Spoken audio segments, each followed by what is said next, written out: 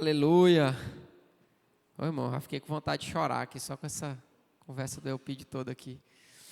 Aleluia. Faltou o café, mano, mas você já está perdoado. Tô brincando, gente. É a brincadeira nossa do salão, café. Amém, povo de Deus? Graças paz, sou o pastor Robertson, como o Elpide já falou. Temos realmente muita história. Deus é bom. Eu sou um milagre. Acho que assim como a maioria de vocês, né? Que a graça nos alcançou. Mas Deus tem sido misericordioso conosco. Aleluia. Eu queria te pedir que você abrisse sua Bíblia. João capítulo 1, verso 1. E eu vou orar por você logo após a gente ler essa primeira parte da Bíblia. E eu sei, abra sua Bíblia aí e me escute aqui. Eu sei que vocês estão em meio a uma série de mensagens. E em primeiro momento você vai olhar para a minha mensagem e vai dizer assim: pastor, parece que não tem nada a ver com o nosso tema.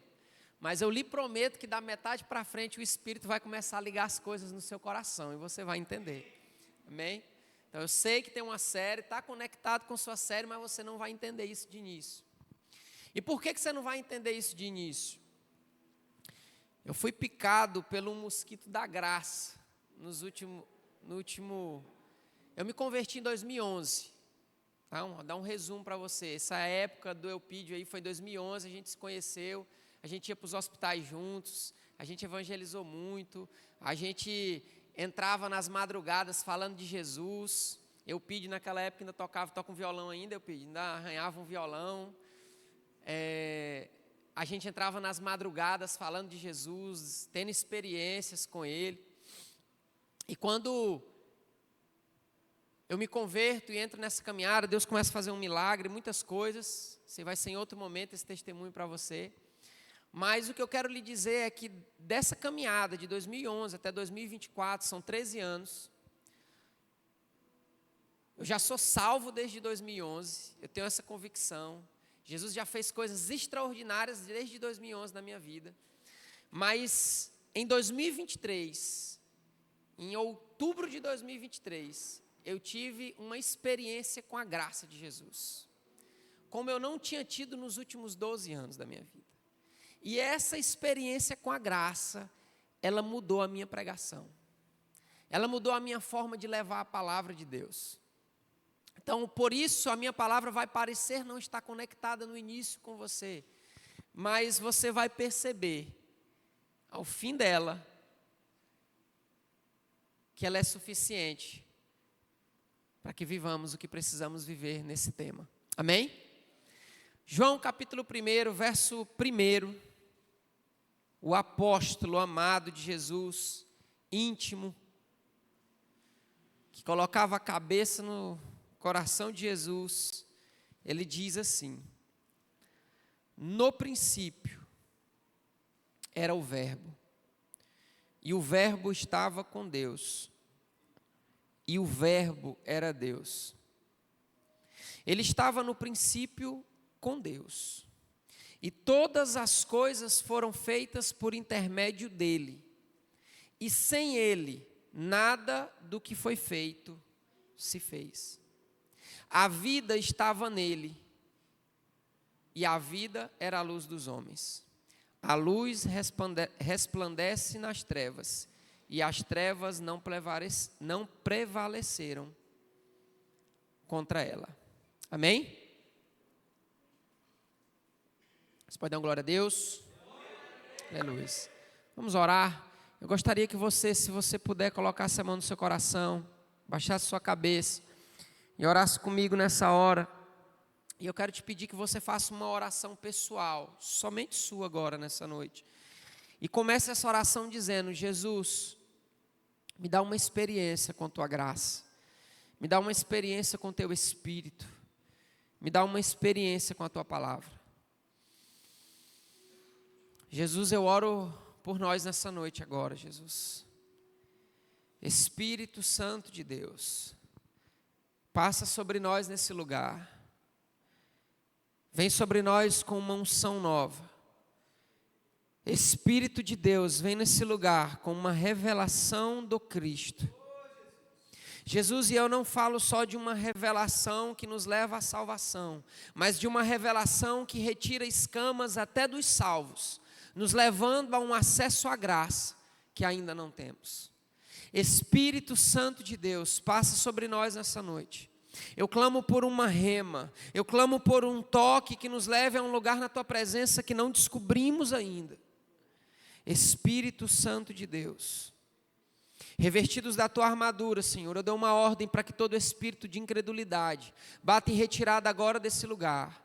E nós declaramos como igreja nessa noite, que essa é uma noite de salvação, arrependimento e despertamento da parte de Deus, em nome de Jesus. Aleluia. Amém?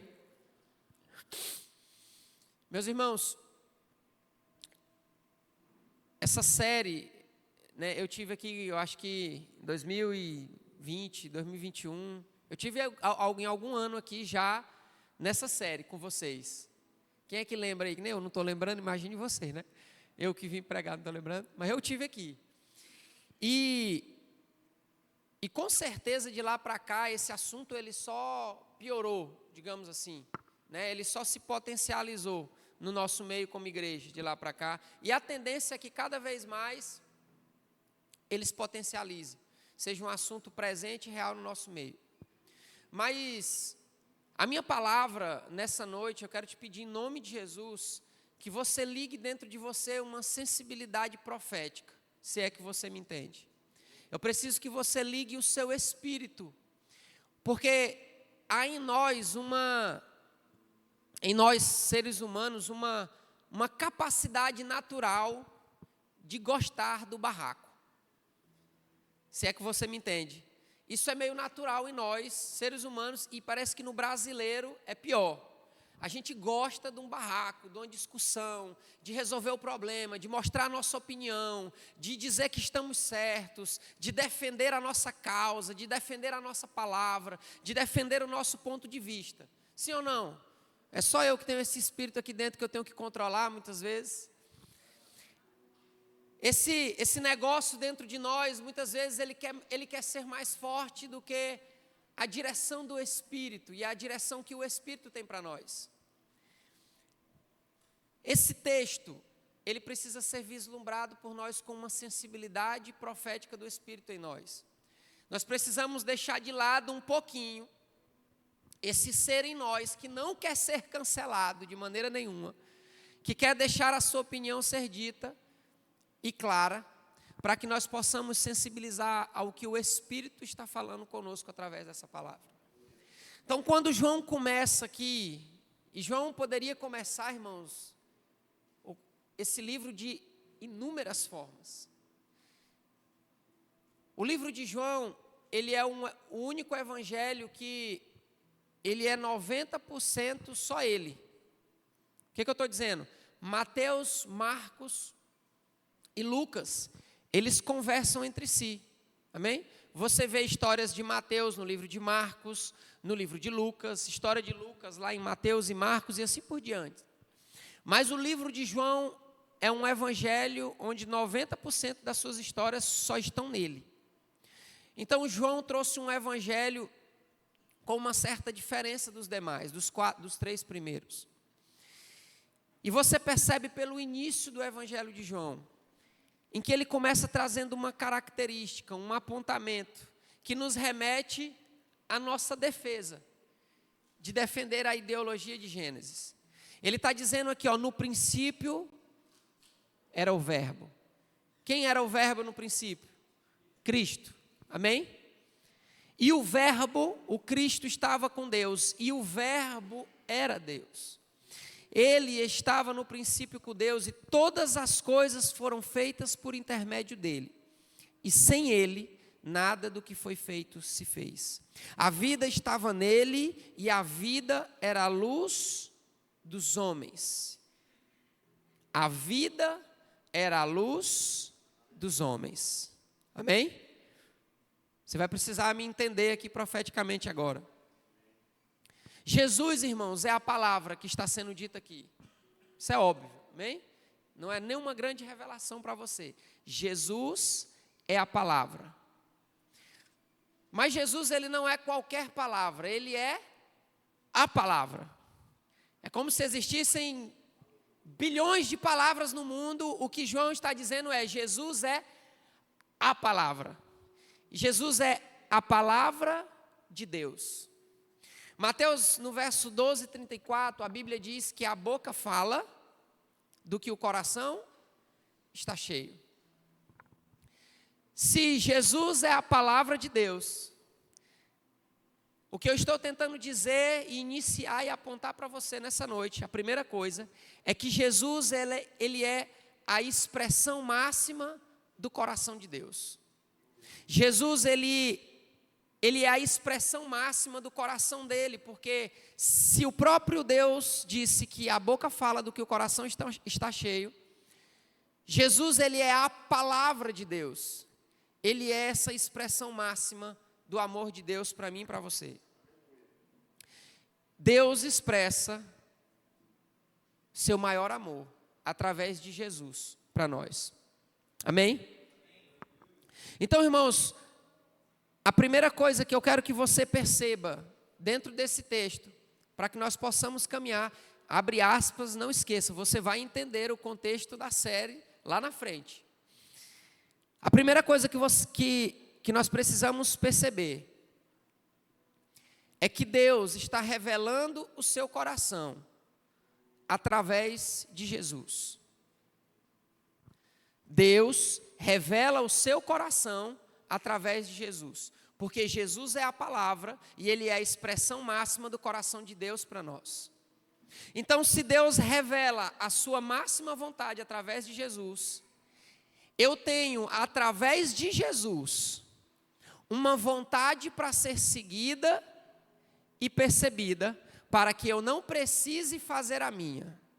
E o primeiro lugar que eu quero apontar para você aqui, é que você não tem uma causa própria para ser defendida. Deus já preparou uma causa, essa causa tem nome, para ser seguida, obedecida e estabelecida em nós e através de nós, o Cristo. Amém? Deus revela seu coração através de Jesus. Jesus é o coração de Deus revelado para nós. Agora, me perdoa dizer o óbvio, Jesus é real, amém?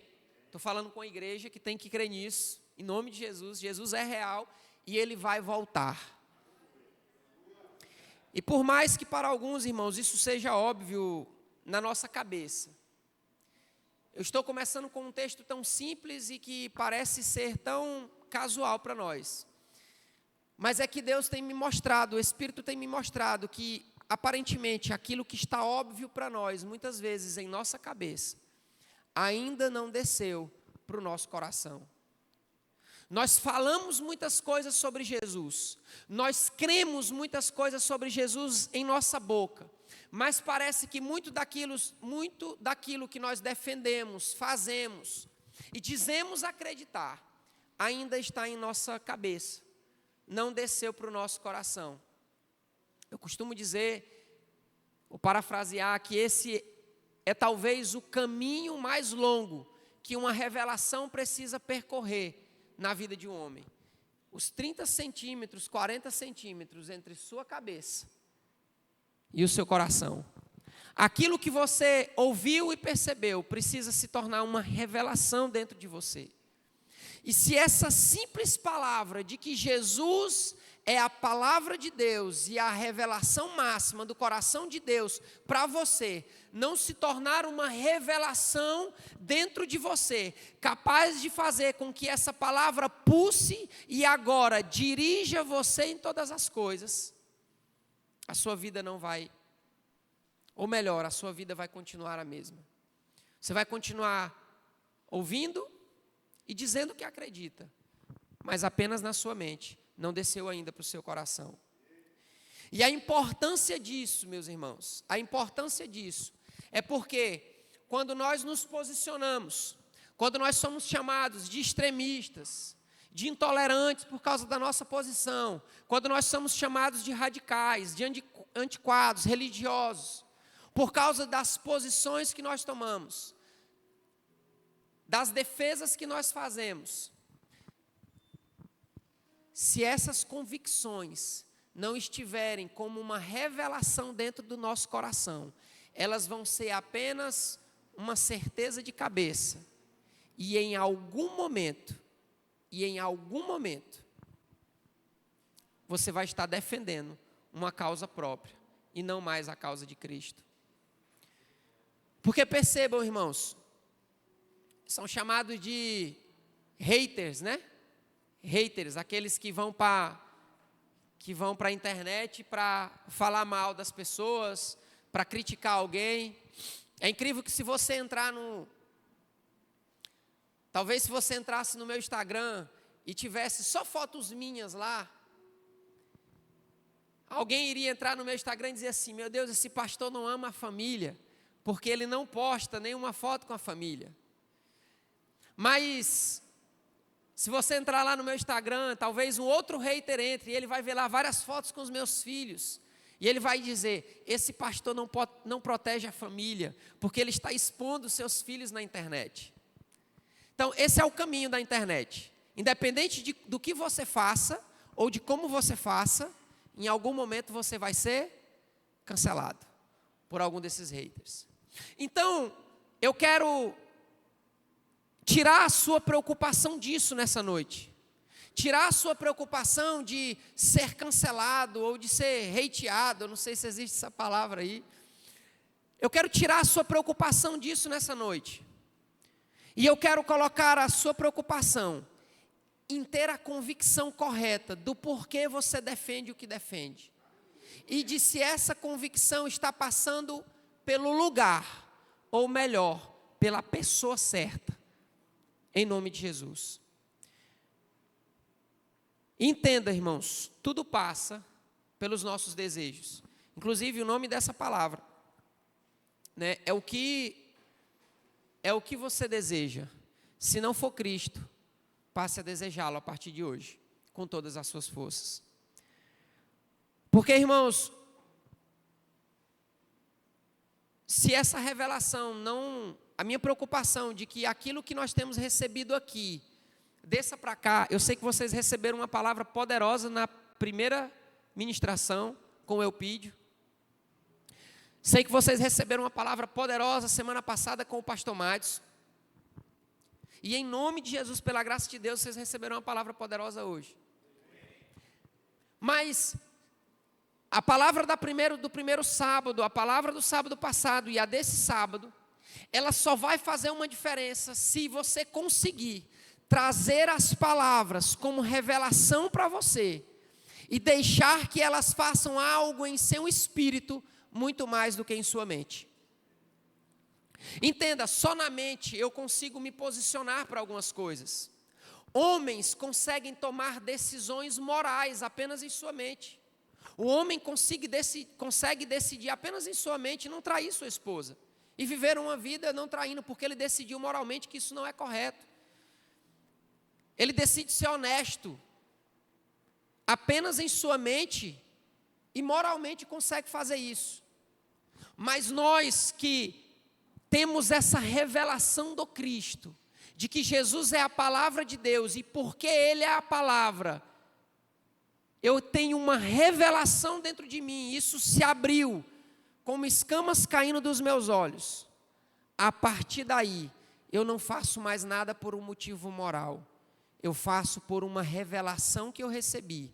E eu percebi que eu não preciso ser um homem moralmente melhor. Eu percebi que eu preciso ser santo. Porque aquele que me chamou é digno disso. Então agora, igreja, os nossos desejos têm que apontar para Ele. Porque se os meus desejos apontarem apenas para mim mesmo, em algum momento nessa caminhada de defesas pessoais, ou de defesa até que você acredita que esteja defendendo o Evangelho, você vai sucumbir. Se a sua convicção não estiver pautada em uma revelação do Cristo e na pessoa dele, você vai sucumbir. Por favor, olhe para essa pessoa linda do seu lado aí. Olhe com fé se for preciso. Talvez você esteja de alguém do lado que você precisa de fé para isso, mas olhe para ele e diga: os seus desejos. Olhe bem no olho dele e diga assim: olha, os seus mais íntimos desejos precisam apontar para Jesus. Mateus 4, verso 4, a palavra de Deus diz: Jesus respondeu, está escrito, nem só de pão viverá o homem, mas de toda palavra. Aqui a palavra já não é a palavra de João 1, a tradução do hebraico aqui é outra palavra, é a rema, é a palavra que procede da boca de Deus. Mas qual é a palavra que procede da boca de Deus? Repete, fala para mim, igreja, qual é a palavra, vou ser didático com você. Qual é a palavra que procede da boca de Deus? Diga bem alto para você mesmo, Cristo. Cristo é a maior palavra que procede da boca de Deus. Isso precisa ficar claro em nossa mente. Porque, irmãos, sabe qual é o grande perigo da internet hoje? Não são os haters, não são aqueles que vão te cancelar. Pelo contrário, o grande perigo da internet hoje está nos falsos profetas que vão apaziguar o seu ego, que vão passar a mão na sua cabeça e dizer: isso aqui não tem problema. Você pode viver assim. Está tranquilo fazer desse jeito. Não, você não precisa ser radical. O evangelho não é assim. Estão extremizando demais o negócio. E você escuta centenas de palavras onde você não encontra o Cristo em nenhuma delas. E se uma palavra não tem um Cristo, ela não procedeu da boca de Deus. O grande desafio de um pastor como o pastor Lucas aqui no domingo, irmãos, é porque ele vem, ele lê, ele estuda, ele tem revelação da palavra e ele prega para você no domingo. Mas na segunda-feira tem um falso profeta, bem arrumado na internet, lhe dando uma palavra de sabedoria. E você olha para aquela palavra: eu acho que o pastor Lucas está assim, radical demais. Olha, o cara aqui tem 2 milhões de seguidores. Olha o tanto de curtida. Então deve fazer mais sentido, né, Opídio? O que esse cara está falando. Afinal, tem 10 mil comentários aqui aprovando o que ele diz. Então, irmãos, talvez seja um tempo de nos preocuparmos menos com os haters que nos cancelam e nos preocupar mais com aqueles que estão passando a mão em nossa cabeça, com palavras que não procedem da boca de Deus. João 1, verso 14 diz: e o verbo, a palavra, se fez carne e habitou entre nós, e vimos sua glória, como a glória do unigênito do Pai, cheio de graça e de verdade. Satanás, irmãos, ele errou o alvo. Não foi porque ele simplesmente quis tomar o lugar de Deus, mas foi porque o seu desejo, o desejo dele, saiu da centralidade de Deus. O desejo dele já não passava mais por aquilo que Deus desejava para ele. Ali ele erra o alvo, peca. Você vai ver isso lá em Isaías 14, 14.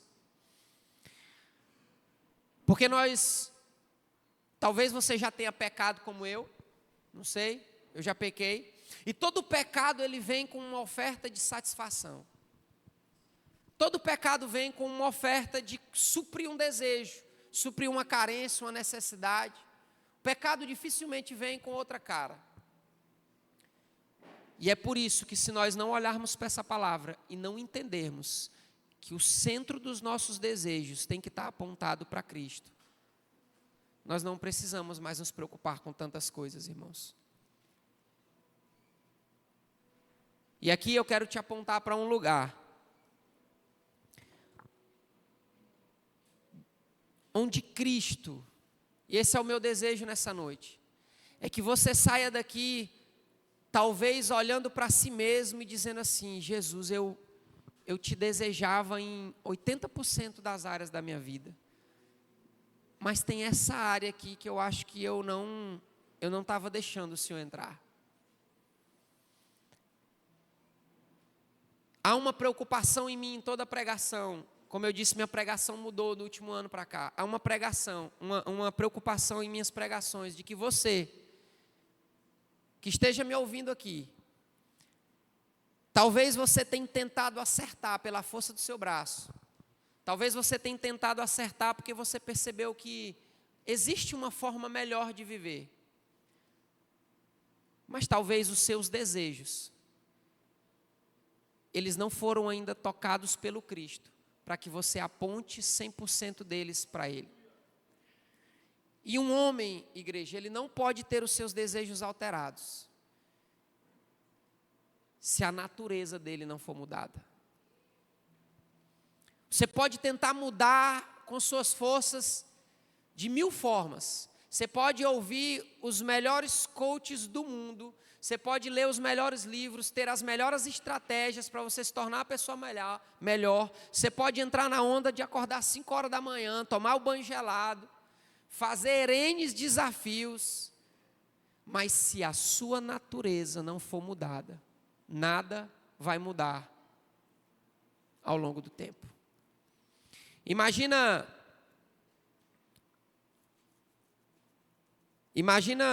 comigo você pegar alguns porcos. Pega alguns porcos. Imagina que eu pego um porco, eu pido, bem sujo. Levo ele no pet shop. Porco é pet, será? Não sei se porco é pet, mas eu levo ele no pet shop.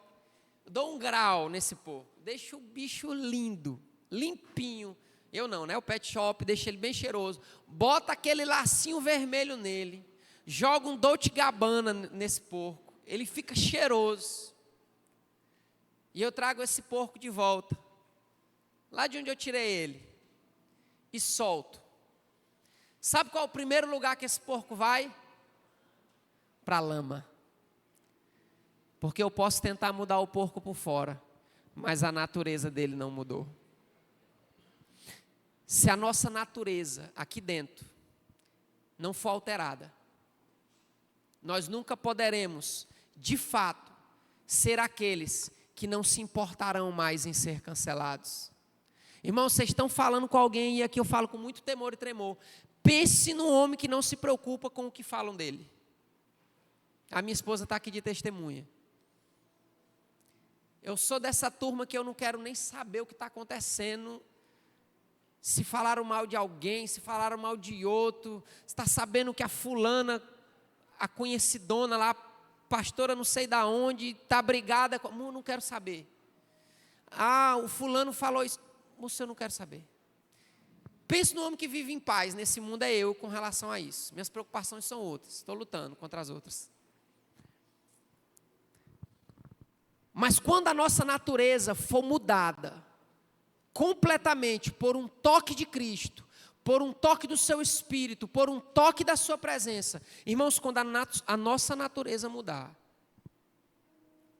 nós já não nos importaremos mais com tantas coisas, e as causas que defenderemos, nós entenderemos que não estaremos defendendo uma causa pessoal, mas defendendo uma pessoa. E nem sei se a palavra é defendendo, porque ele não precisa de defesa, porque a Bíblia chama ele de nosso advogado. Pense em alguém que não precisa ser defendido.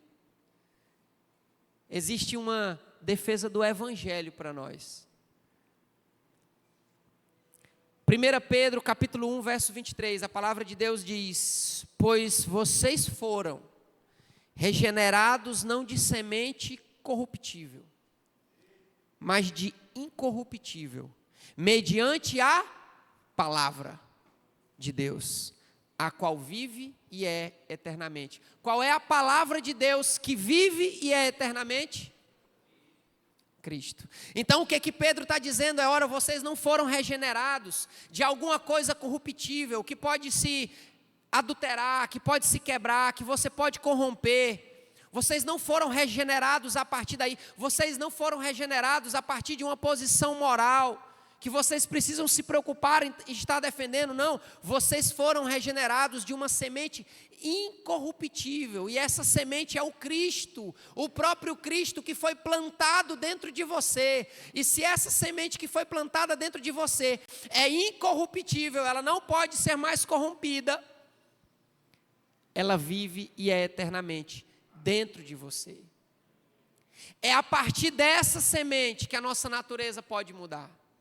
Enquanto essa semente não for plantada dentro de nós, nós vamos ser apenas um povo que defende as próprias causas, que se preocupa com os cancelamentos e que liga para qualquer vento de doutrina que está passando por aí. Talvez você diga assim: pastor, mas essa semente vive em mim, eu já entreguei minha vida para Jesus. Eu estou te convidando aí mais fundo dentro do seu espírito, e nessa noite poder olhar para dentro do seu espírito e dizer: Jesus, até onde eu tenho deixado essa semente tomar o controle de todos os meus desejos? Até onde eu tenho permitido que o Senhor invada tudo em mim, para que eu possa ter a minha vida por completo modificada pelo Senhor?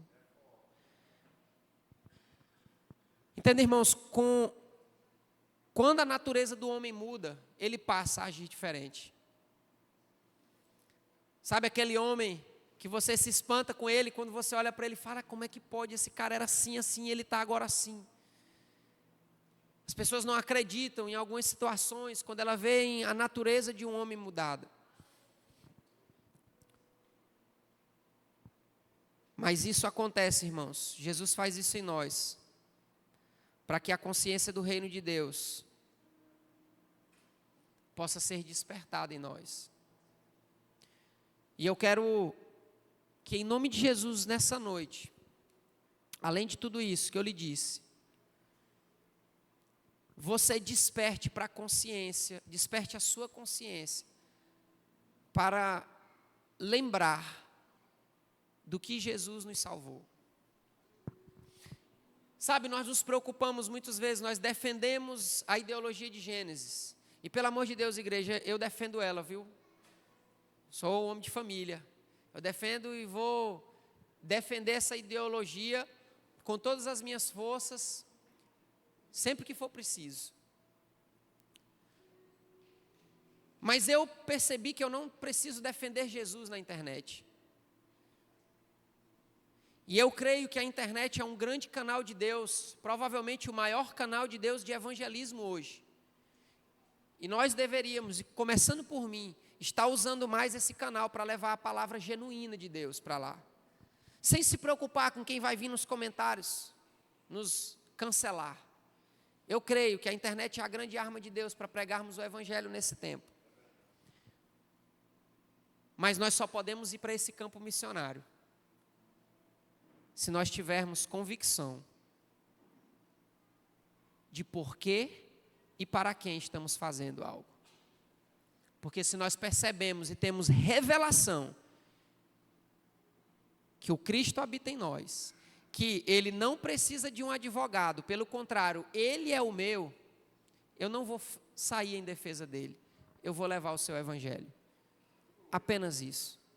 Porque como disse Isaías, eu tenho uma grande mesa teológica para sentar, para discutir isso, mas a grande discussão entre Armínio e Calvínio, uma delas pelo menos, é que um diz que a salvação é totalmente pela graça de Deus, que o homem não tem nenhuma participação na salvação, eu pedi. É Deus que faz, ok?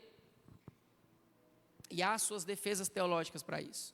Mas o outro já diz que o homem tem sim uma participação nisso, e que sem o homem, a salvação de outro homem não pode acontecer. E aí eu não vou discutir isso aqui teologicamente com você. Mas eu creio que a salvação, que a mudança de natureza, é sim uma ação total de Deus na vida do homem. Mas eu creio que Deus nos chama a participar de algum modo. Porque quando eu olho para Isaías 6, ele diz: como ouvirão se não há quem pregue? Então eu sei que tem uma ação total do Espírito para acontecer nessa noite, dentro de alguns de vocês, onde a graça vai se revelar de uma maneira como nunca aconteceu dentro de você. E eu creio que essa ação ela é 100% do Espírito. Mas eu creio que ela vem porque alguém pregou, porque alguém anunciou. O Espírito vem e nos traz essa convicção, por pura ação dele.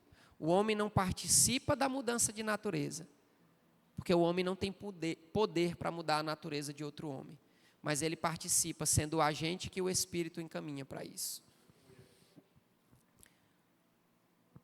Agora, esse lugar, eu só estou lhe falando desse lugar, porque nós precisamos ter essa consciência do que Cristo nos salvou. E inclusive eu já preguei com muita convicção, dizendo assim: eu louvo a Deus porque o Senhor me salvou do alcoolismo, porque o Senhor me salvou de uma vida de pecado, de imoralidade, porque o Senhor me salvou de uma vida completamente longe da sua presença, porque Ele me tirou desse mundo de trevas, de tanta, acho que bagaceira, né? Você ainda usa esse termo, que eu estou ficando velho, no meu tempo a gente usava. O Senhor me livrou desse mundo. Mas um dia o Espírito deixou claro para mim: Robertson, não foi disso que eu te salvei. Não é disso que o Senhor nos salva. Não é esse o motivo para você estar todo sábado aqui, para que você não sinta vontade de ir para uma balada, não sinta vontade de ir para uma festa, não sinta vontade de viver conforme esse mundo vê. Não. A revelação do Cristo, ela tem que entrar em nós a um ponto em que ela nos faça perceber que nós fomos salvos da ira de Deus. Nós fomos salvos, irmãos, do inferno, irmãos. Nós não fomos salvos, irmãos, dessa vida aqui. Quando Jesus está em prantos, vertendo sangue em lágrimas, suas lágrimas vertendo sangue, e ele diz: Senhor, se possível, passa de mim esse cálice. Jesus estava falando sobre a ira divina do Pai, que estava planejada para mim e para você. E Jesus aplacou essa ira divina. Foi disso que Cristo nos salvou, da ira de Deus que estava reservada para nós. O inferno é um detalhe. Toda a vida da qual nós nos livramos nessa terra é um detalhe, irmãos. Nós não fomos salvos para essa vida. Nós fomos salvos para que virá. Nós começamos a vida salvos aqui, mas a nossa esperança está lá.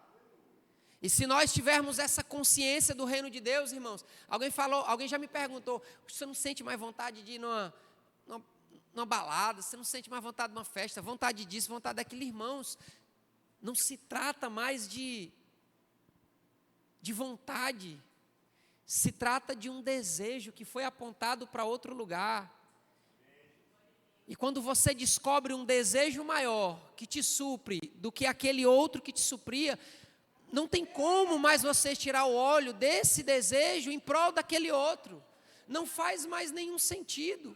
Quando a nossa natureza é transformada e mudada, então essa nova natureza é quem tira os meus olhos de tudo isso, e eu paro agora de me importar com aquilo que eu me importava tanto. Essa nova natureza começa a deixar que essa semente incorruptível molde tudo aqui dentro, e os frutos, ou melhor, o fruto do Espírito, comece a ser gerado dentro de mim. Mas eu preciso ter essa consciência que eu não fui salvo de uma vida apenas nessa terra. Eu fui salvo da ira de Deus. E quando Isaías, irmãos, tem a visão do trono, Isaías capítulo 6, acho que a maioria de nós conhece esse capítulo.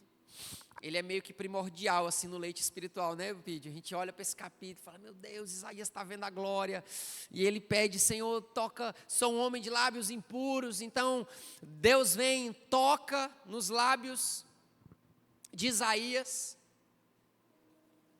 Irmãos, Isaías era um profeta que proferia as profecias de Deus.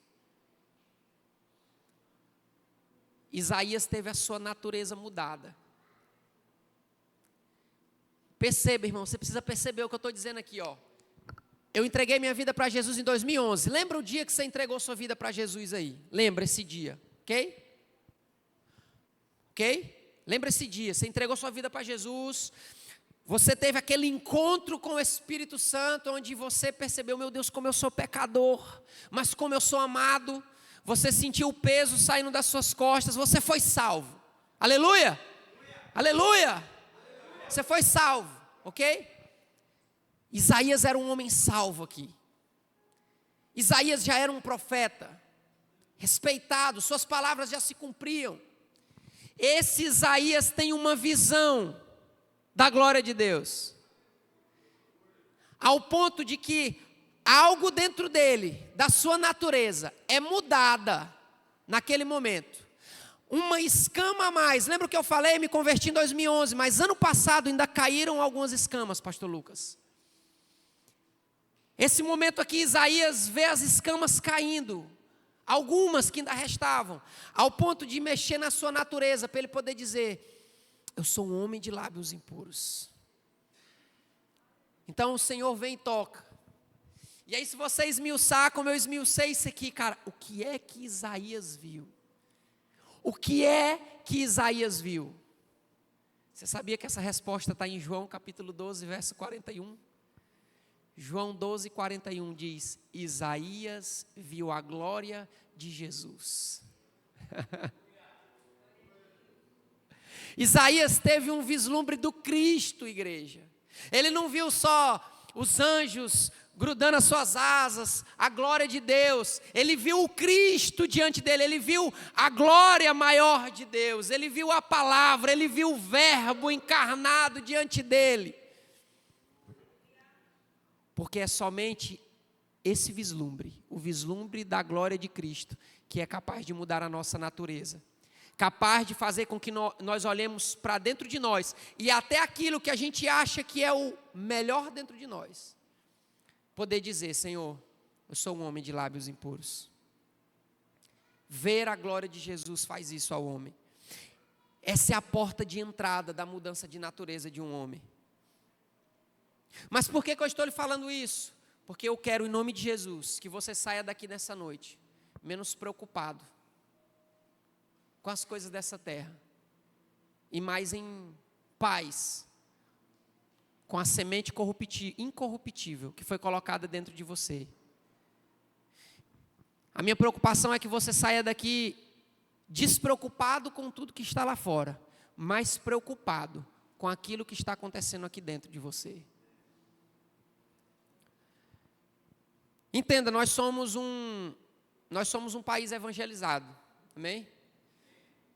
Tem 13 anos que eu me converti. E frequentemente, eu pergunto para as pessoas se eu posso orar por ela, nas oportunidades que eu tenho. Em 13 anos, nunca uma pessoa negou a oração. Sabia disso? Sabia, pastor Lucas? Nunca teve uma pessoa que negou uma oração. Nós somos um país evangelizado, de um povo aberto. Ou o cara já ouviu falar de Jesus em algum lugar, ou ele já foi de uma igreja e saiu, ou ele foi evangelizado em outras denominações, mas há um mínimo de evangelismo no Brasil. Um mínimo, em 100% do Brasil. Então, qual é o grande problema? Se nós somos hoje, parece que, eu não vou dizer para eu não errar esse número, mas eu acredito que nós estejamos hoje na casa dos 40% de evangélicos já no Brasil. Você tem esse número, pastor? Se eu não me engano é isso. 40, 35, alguma coisa assim. Cristãos, eu sei que nós somos mais de 70, porque tem os desigrejados, né, que se dizem cristãos, que são cristãos, que se dizem não, Pelo amor de Deus, não bota isso na internet que eu vou ser cancelado. Dizem cristãos, tem outras denominações que se afirmam como cristãos, então o Brasil tem mais de 70% de cristãos. Então, o que é que acontece com o Brasil, com um país como o nosso, para ele ser como estamos, ainda tendo que lutar contra a legalização de maconha, lutar contra aborto, contra a legalização de aborto, se somos um país predominantemente cristãos? As pessoas são cristãs aqui, mas não desceu uma revelação para o coração, na maioria delas. Elas são cristãs porque elas olham, é legal, Cristo é legal, essa religião é legal, ela é legal moralmente, é muito boa para minha família, é ótimo criar meus filhos dentro da igreja, mas ainda está aqui, não desceu para cá. É só se uma natureza mudar, que um homem começa a mudar. 1 Pedro, capítulo 1, verso 13 a 16. Por isso, cingindo, cercando o vosso entendimento, sejam sóbrios e esperem inteiramente na graça que vos está sendo trazida, na revelação de Jesus Cristo, como filhos da obediência. Não vos amoldem as paixões que vocês tinham anteriormente na vossa ignorância. Pelo contrário, segundo é santo aquele que vos chamou, tornai-vos santos também vós mesmos, em todo o vosso procedimento, porque está escrito, sede santos, porque eu sou santo. O que Pedro estava falando aqui, resumindo, Pedro está em Roma, ele está mais ou menos aqui na mesma época, com o mesmo povo que Paulo escreve Romanos, e ele está dizendo para eles aqui, ó, sejam sóbrios, vocês tiveram uma revelação do Cristo, vocês foram encontrados por Jesus. Não faz mais sentido agora vocês quererem olhar para o que tem lá fora e amoldar as paixões. O que ele estava dizendo? Os desejos de vocês têm que agora circular em torno dessa revelação. Essa revelação, ela tem que ser o centro do desejo e das paixões de vocês.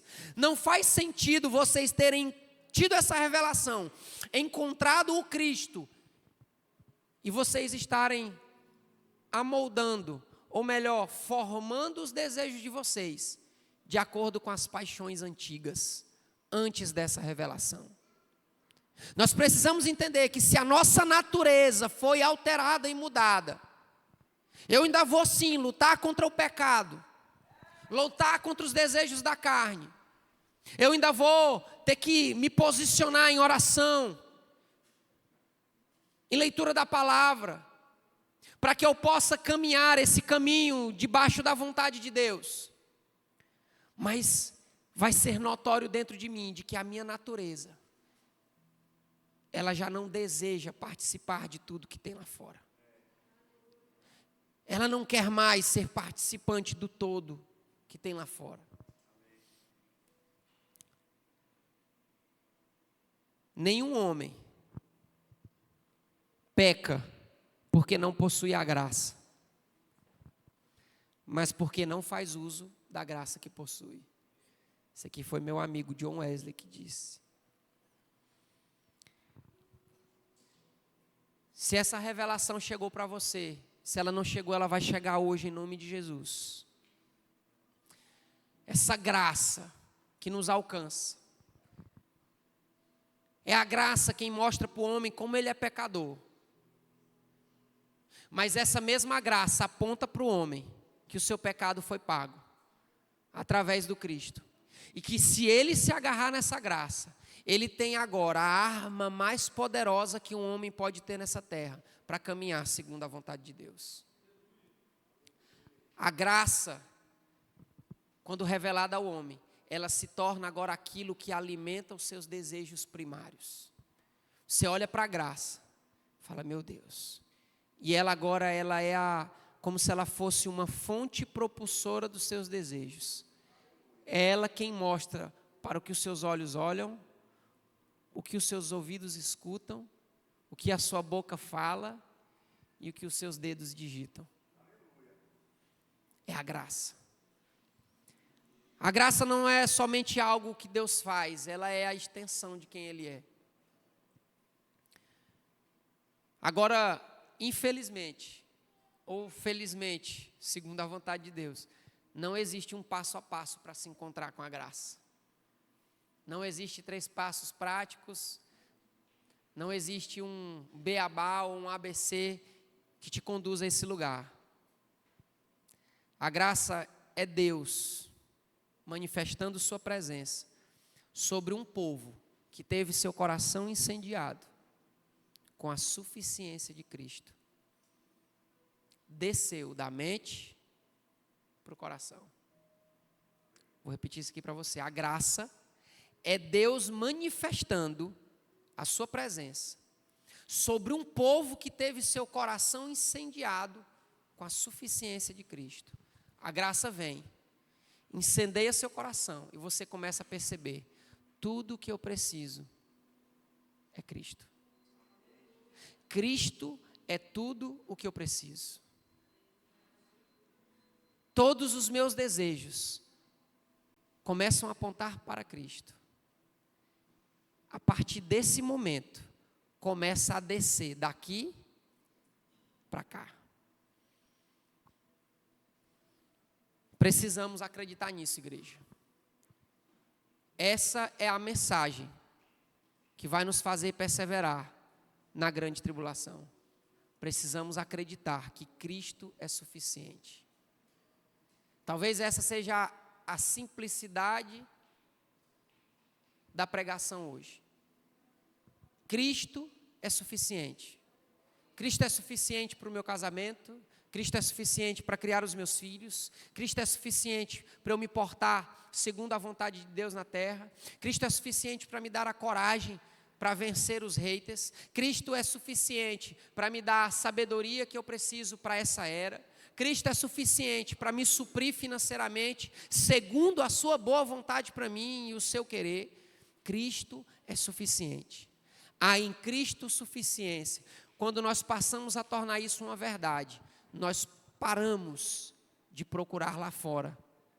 Nós paramos de alimentar desejos em nós por coisas que não nos levam a uma suficiência do Cristo.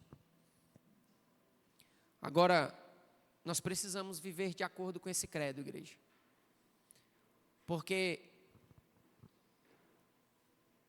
eu tenho convicção de que não é um grande povo, ou melhor, muitas pessoas que são necessárias para fazer uma grande obra de Deus, para fazer com que um avivamento venha, com que nós vivamos algo que nós nunca vivemos. Eu não acredito que é preciso uma multidão de pessoas para isso, porque Jesus começou com 12. A obra que os 12 iniciaram perdura até hoje em nós. Mas eu acredito que a grande diferença está porque desceu da mente para o coração deles. E percebam, esses homens caminharam, alguns deles caminharam 3 anos ao lado de Jesus. E só desceu daqui para cá, quando Jesus ressuscitou. Alguns deles só tiveram a revelação: Pedro, não foi bem-aventurado és tu, porque não foi carne nem sangue que te revelou isso, mas o Pai. Esse momento já tinha quase 3 anos, Pedro caminhando ao lado de Jesus. O dia em que a graça chegou na vida de Pedro. Pedro entendeu que ele agora não era mais aquele cara que abria a boca e falava assim: eu não te nego, não tem quem faça eu te negar. Ele agora é tocado pela graça. E se ele tivesse a oportunidade, provavelmente ele diria: Senhor, com certeza, eu em minha humanidade irei te negar, mas pela tua graça, me dá forças para não fazer isso. A graça, ela vai nos fazer perceber quão fracos somos em nós mesmos, mas quão forte podemos ser agarrados nela.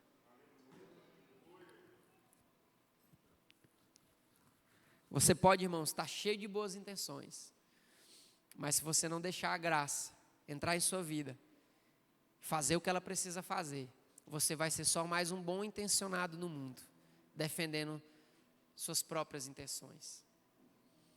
A graça, ela é aquela que vai fazer com que eu olhe ainda para algumas coisas em mim e diga assim: graça, por favor, tira, arranca de mim, porque isso aqui não se parece com Jesus.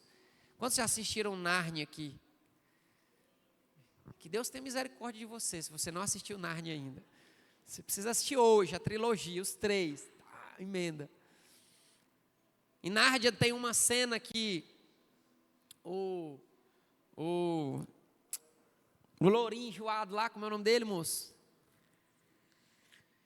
Cara, como é o nome daquele lourinho enjoado?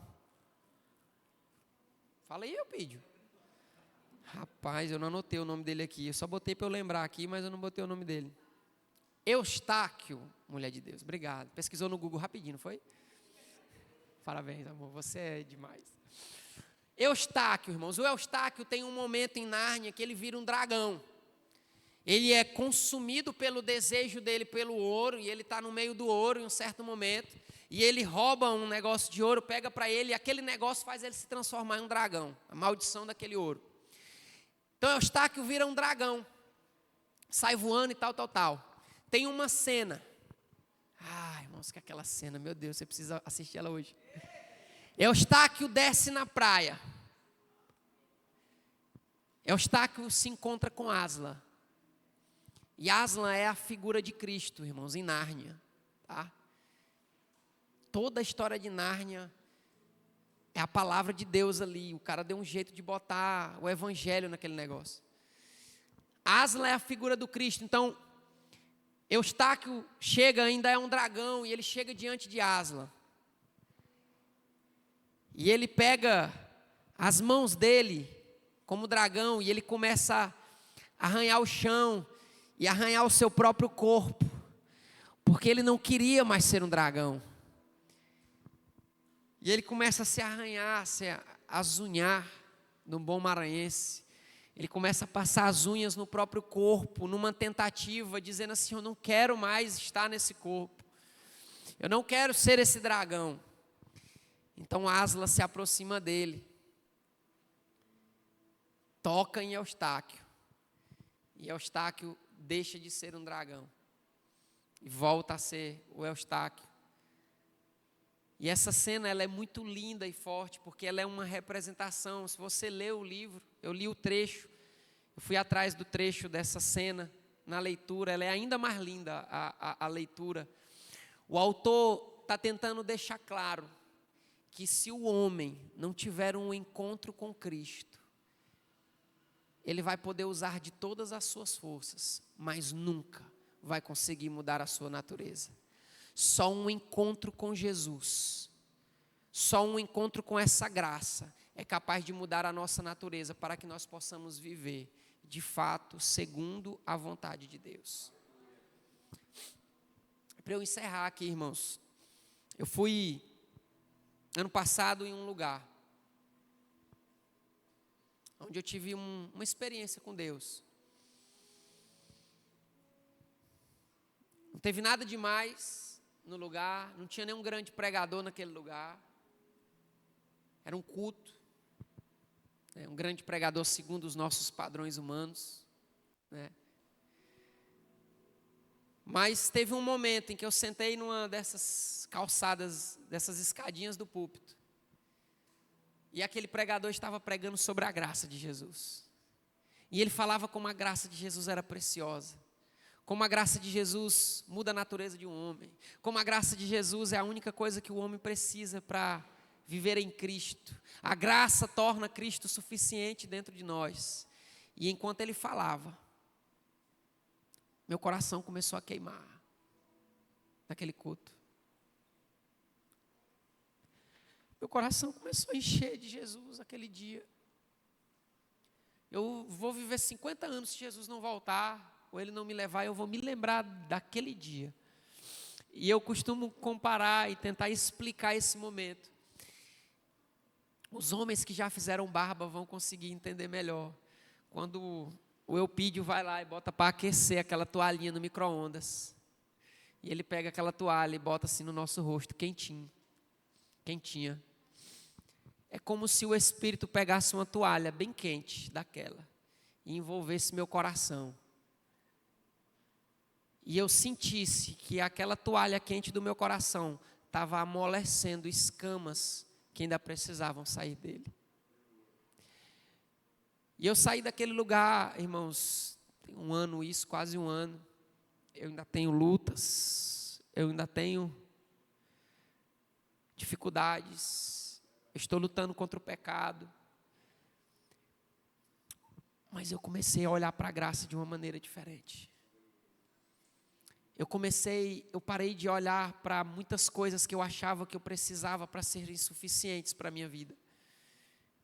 Parei de colocar mérito em coisas que eu achava que eram necessárias. Comecei a acreditar. Estou nesse processo, tentando fazer com que Cristo seja de fato suficiente para a minha vida. Agora, se a minha experiência ela não for suficiente para você, o nosso amigo John Wesley, ele descreve que ele fez uma viagem para pregar. Ele pegou um navio para fazer uma viagem de pregação. Nesse navio ele encontrou os morávios. E durante a viagem no navio, os morávios pregavam, cantavam hinos, louvores. E ele percebeu que havia algo diferente nos morávios. Algo que ele não tinha visto ainda, não tinha percebido em outro lugar. Wesley vai para sua viagem missionária, passa um ano nessa viagem, lembrando dos morávios. E pensando, o que é que tem naqueles caras que eu ainda não tenho? Wesley volta para a Inglaterra. Essa é uma história real, irmãos. Ele é escrita por ele mesmo. E quando ele volta para a Inglaterra, ele é convidado pelos morávios para uma reunião. E eu anotei aqui, Wesley diz assim, o livro, que conta essa história diz assim: Wesley descreve o que lhe acontecera na reunião.